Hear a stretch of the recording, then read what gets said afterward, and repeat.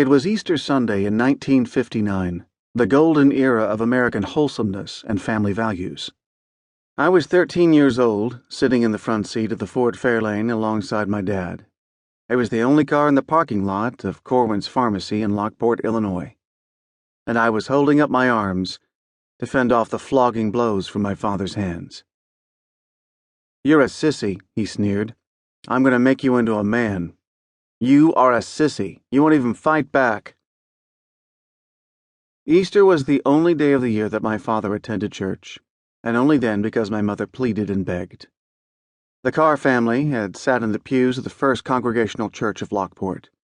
I stood sheepishly behind the altar. I was a member of the choir.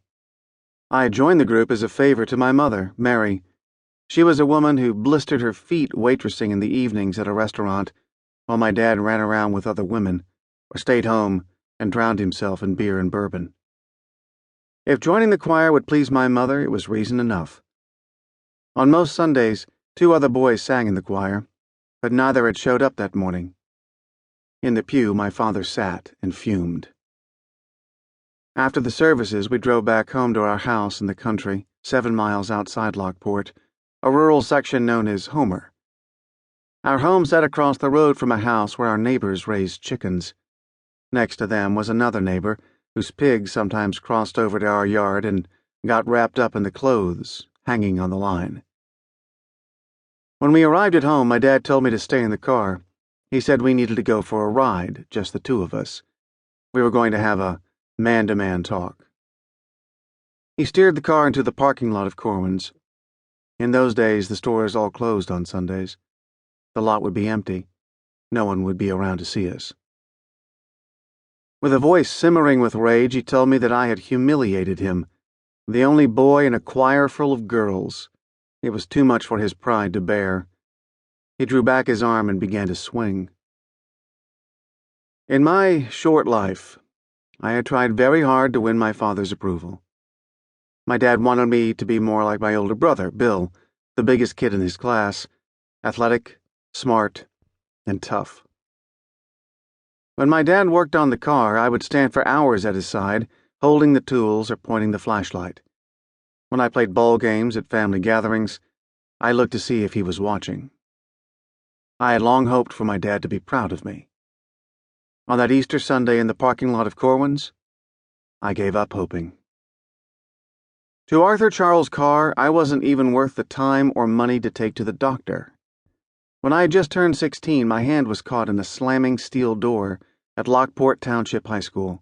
The middle finger on my right hand had been crushed. My dad looked at it for an instant before scoffing.